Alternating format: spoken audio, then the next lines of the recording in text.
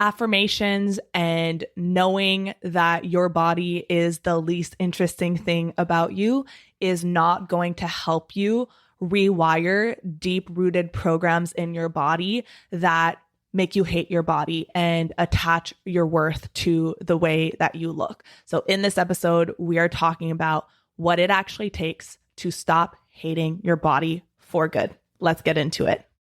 Welcome to the Live Unrestricted podcast, a show where you'll learn how to heal your relationship with food and your body so that you can focus your time and energy on more important things like your personal growth. I'm your host, Sabrina Magna, food freedom coach, and my mission is to help make your life happier and healthier without stress, overwhelm, or guilt about food. If you love the show, please do go out and share it. And if you're looking for support with your relationship with food, details about my programs are in the show notes. Thanks for spending time with me today. Now let's jump in. How can you stop hating your body? How can you stop letting the way that you look or your weight or your size dictate how you feel about yourself, your mood for the day, and just how to get rid of this constant low-grade anxiety and hypervigilance that you carry with you every single day. I know that when you have a tumultuous relationship with your body, and it really doesn't matter what size you're in, right? You could be in a straight-sized body, you could be in a bigger body, and the body image issues are the same. And I can tell you because not only have I been there where I was at the smallest and I still hated my body and I still constantly felt like people were judging me, were looking at me, were criticizing the way that I looked. And also, I have spoken to so many women, and I hear this all the time from clients inside of Food Freedom Academy of when I was 20 pounds lighter, I was 30 pounds lighter, I still hated my body. I still felt like it wasn't enough. I still felt hypervigilant. And so this hatred and this constant need to fix ourselves can be present at any size. And it's debilitating because it really does follow you everywhere. You wake up and maybe you immediately put your hand on your stomach to see how much damage you did last night or to reassure you that your stomach is still flat.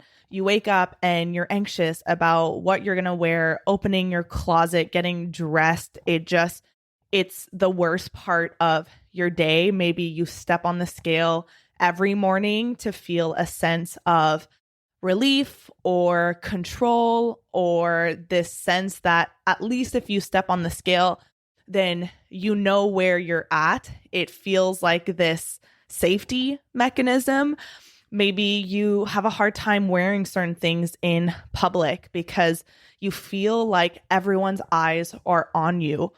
Or when you're in a group of women, you are comparing yourself and your body to everyone else and thinking if you're bigger or smaller or if you fit in. And it consumes you. It consumes your thoughts. It consumes your energy. You might even notice that it makes it hard for you to be fully present, whether you're at a birthday party or a family get-together or just hanging out with your own family. There's always this attention on the way that your clothes fits on you, or avoiding your reflections or looking for your reflections in mirrors and windows to see how you look and to make sure you're not too big. And it affects the way that you eat because food then becomes this mechanism to feel better about yourself, or at least to try to feel better about yourself. If you can control food, if you can get a handle on food, then maybe you'll feel better in your body, more comfortable, more at peace. But it doesn't actually work. And chances are that you have been carrying this hatred and this discomfort in your body for years or even decades. And what I often hear is, I haven't worn a bathing suit in 10 years, or I have this whole section of my life where I don't have any pictures with my kids or with my family because I hated the way that my body looked. And if you're like a lot of the women inside of Food Freedom Academy, you are smart, you are self-aware, and you know that even if you were to lose weight, if you don't heal your relationship with your body, if you don't learn how to release this hatred and these programs and patterns that live deep in your mind and in your body, then you could lose the weight and the goalpost would move and you still wouldn't feel like it was enough. And so there are two things that can happen at once. And I always want to make sure that this is clear.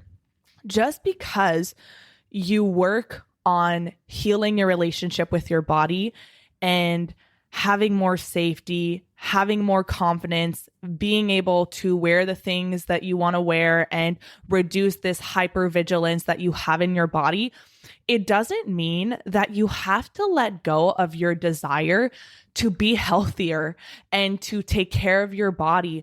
If you are at this stage in your life where you do notice that there's improvements that could be made in your eating and you could reduce overeating and binging, you can move your body more, you can engage in healthier habits, and you want to take those actions to be healthier and to feel better, that doesn't have to go away just because you are working on healing your body image.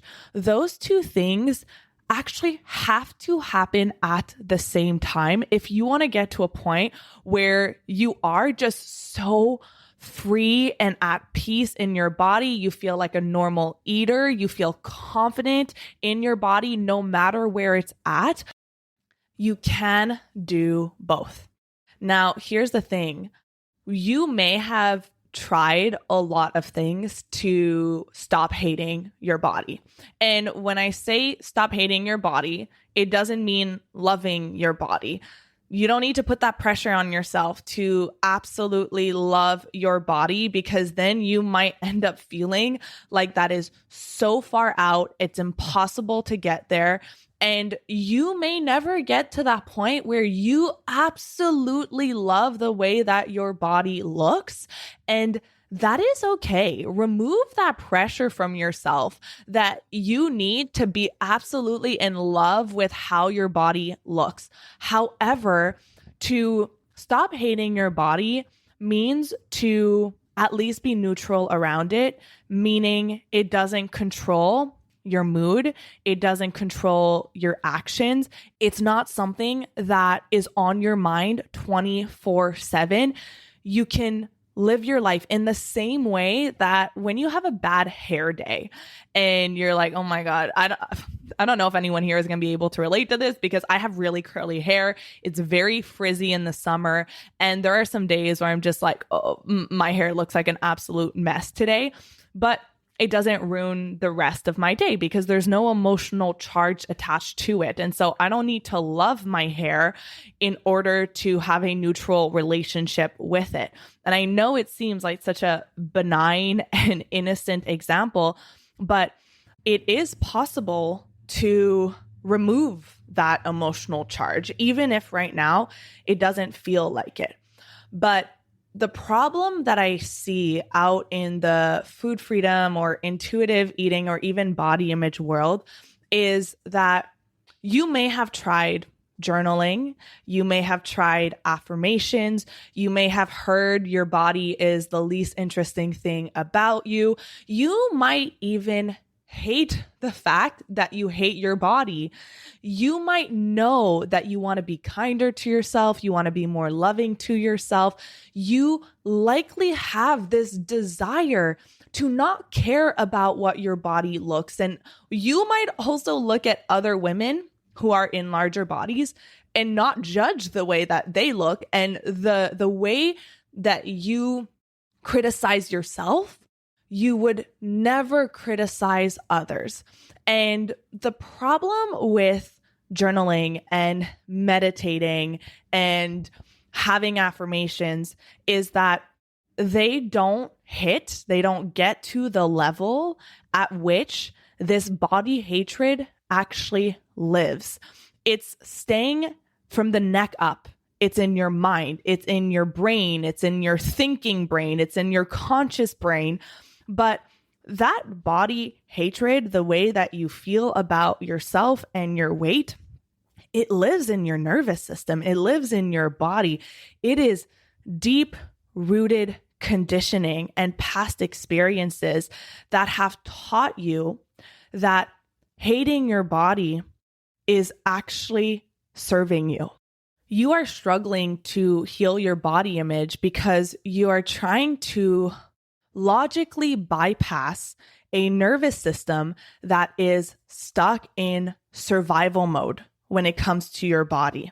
There is this program that has linked hating your body to keeping you safe.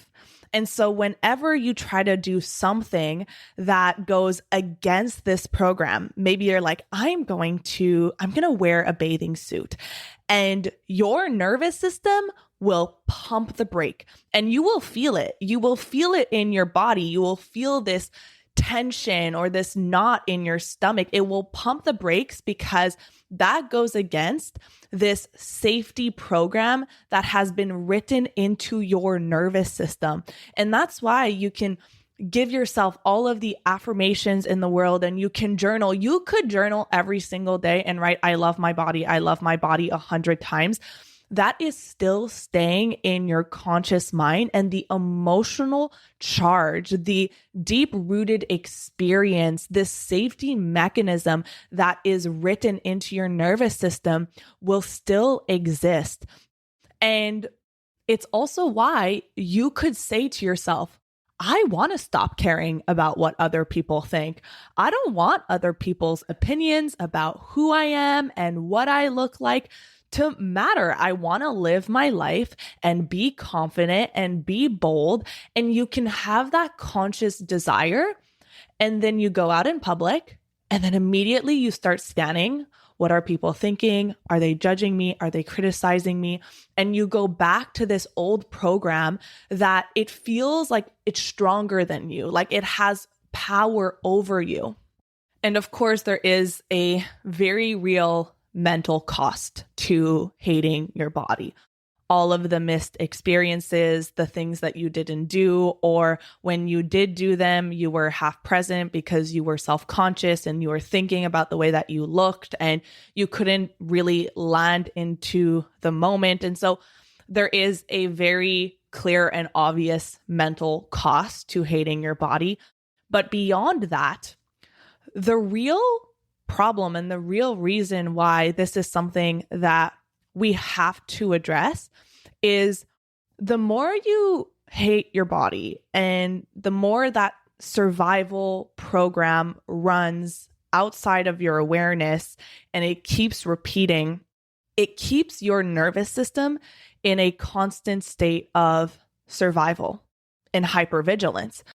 And we have now learned from my nervous system series that I just did over the past couple of weeks that when you're in survival, which means when you are stuck in a chronic state of dysregulation, you don't have access to certain resources. You have less capacity to think clearly and to genuinely take care of yourself and to be critical and to make changes in your life, because in survival, it's not a time to create. It's not a time to change. It is a time to conserve energy. So you will repeat the same programs that have been wired into your nervous system, not just around your body, but around food. So you might notice that the more you hate your body, the more you binge, because that dysregulation creates anxiety and fear and discomfort and shame. And then you start to feel that in your body. And then another safety program turns on, And that's the binge program that notices, ooh, I don't know how to handle this discomfort. I don't like how this feels. So I'm going to turn to food in order to temporarily and artificially regulate right now. Or in the other direction, this hatred of your body might lead to extreme behaviors around food. I'm going to restrict. I'm going to follow the rules. I'm going to diet. I'm going to be good. And then that leads to binging eventually, and you get stuck in the restrict binge cycle. And so there's really no instance in which hating your body is actually beneficial to your health and to your relationship with food, even though that safety program that's been written into your nervous system believes that it is. Because let me ask you this. If you were to ask yourself, what is hating my body doing for me? Then answers that I often get is it's keeping me in check. It's motivating me to take care of myself, to take care of my health. And that's this belief. It's this story that you have repeated to yourself that has been written into your subconscious mind. It is this belief. But it's not actually true, because hating your body is not actually leading you to living a healthier life. It's leading you to be more dysregulated, to be more hypervigilant, to live by the hormones of stress. And the version of yourself, that future version of you that I know you want to get to and that you can get to, the one who eats with ease, who moves her body because she wants to, who takes care of herself because she knows that she deserves it. She doesn't approach those habits and those behaviors from a place of self-hatred. I can tell you that because I've done both. I was that person who would approach everything from a mentality of I need to fix myself, or I need to punish myself. I need to do all of these things in order to maintain a body because my worth was attached to the way that my body looks. And even when you approach behaviors from that place, you never get to peace, because you get to the body that you have attached your safety to. And then when you get there, you realize, well, now I have to maintain it. And so there isn't safety, there isn't peace, there isn't confidence, because now there's anxiety around what if I gain the weight back?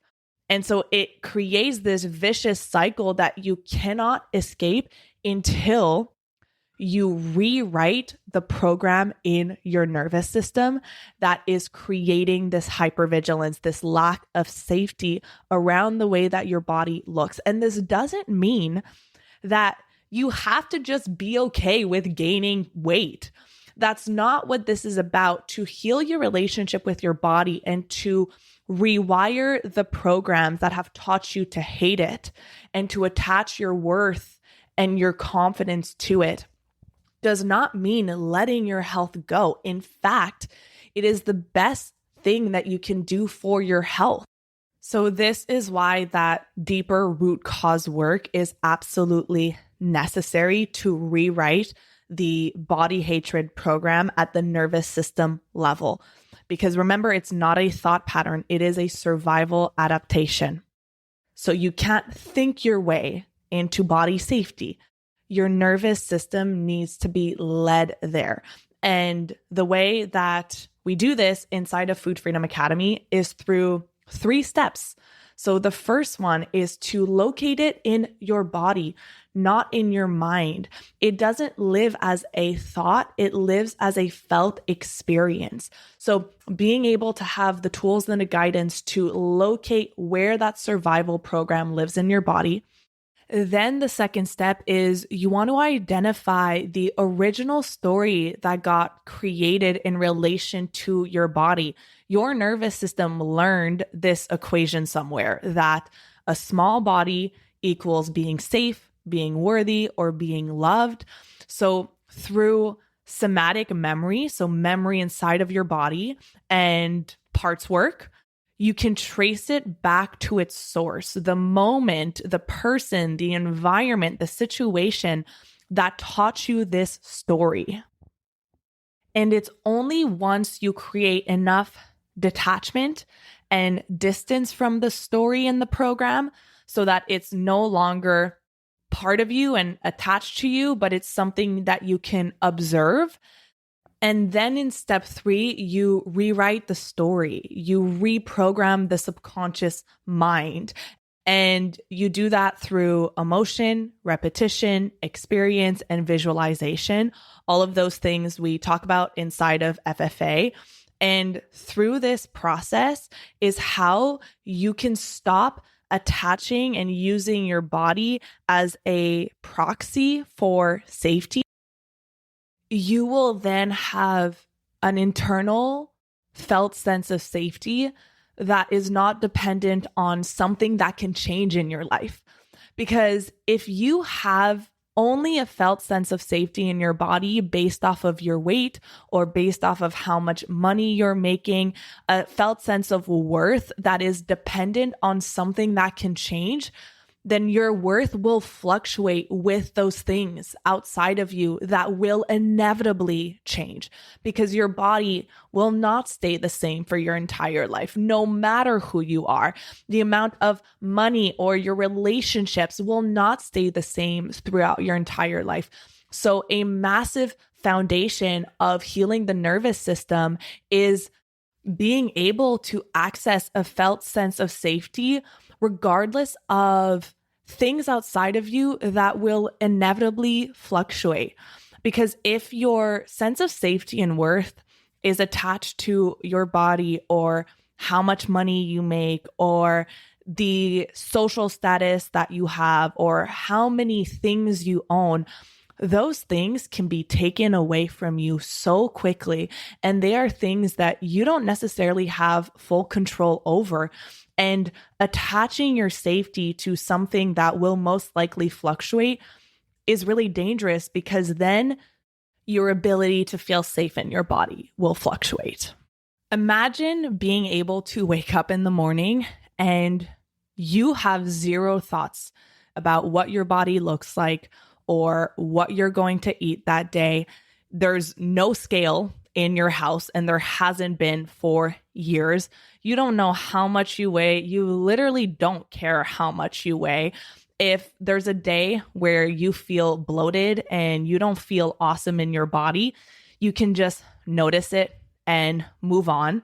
If there's a period of your life where you have to buy a pair of shorts that's a size bigger, there's no emotional attachment to it.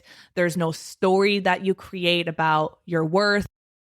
When you go out to social events, your body or what you're going to wear or who's going to be there doesn't even cross your mind. You are fully present. You're just engaged in conversations, and you are not thinking about what other people are thinking about you. You just feel safe. You feel okay in your body. Even if you're not having the best body image day, it doesn't affect your mood. Your worth is independent of your weight. And because you know that your body is a vehicle that's going to carry you through life, it's not something that you have to punish or fix through extreme measures. You actually want to take care of yourself. You want to move your body. You want to eat nourishing foods. You want to engage in self-care habits, because you want to feel as good mentally and physically as you can, not because your worth is attached to it, because you love yourself enough to know that you deserve to feel good. That's what becomes possible when you heal your body image. Your habits will start to feel like it's part of you. It's something that you just naturally do, not this chore that you have to check off a to-do list, but just who you are, because your body is your friend. Your body is there to support you through life. It's not this fight, it's this partnership. That's what happens when you can reprogram the nervous system patterns that have attached safety to your weight and the size of your body. And that is a massive component of Food Freedom Academy. We touch on this in the nervous system pillar. We touch on this in the subconscious mind pillar, because your nervous system and your subconscious mind, they work as a team, and you cannot do one without the other. So if you want the negative thoughts and anxieties about your bodies to be a thing of your past, and reprogram your nervous system to have confidence and safety and worth in who you are now, then I would love to invite you into FFA so that I can support you and guide you through it. You can find all of the information in the show notes at sabrinamagna.com/FFA. And I love you so much. I'll see you on the next episode. Thank you so much for listening to today's episode. If you found it valuable, I would love if you would share it with someone you know that could benefit. If you're loving the show, don't forget to subscribe over on Apple Podcasts so you don't miss a single episode. I really love hearing feedback from you, so please leave a rating and review over on Apple to help us get in the ears of more people who need it the most. Finally, come hang out with me on Instagram at Sabrina Magna Health for more educational content and get up close and personal with me. Thank you so much for being here, and I'll see you on the next episode.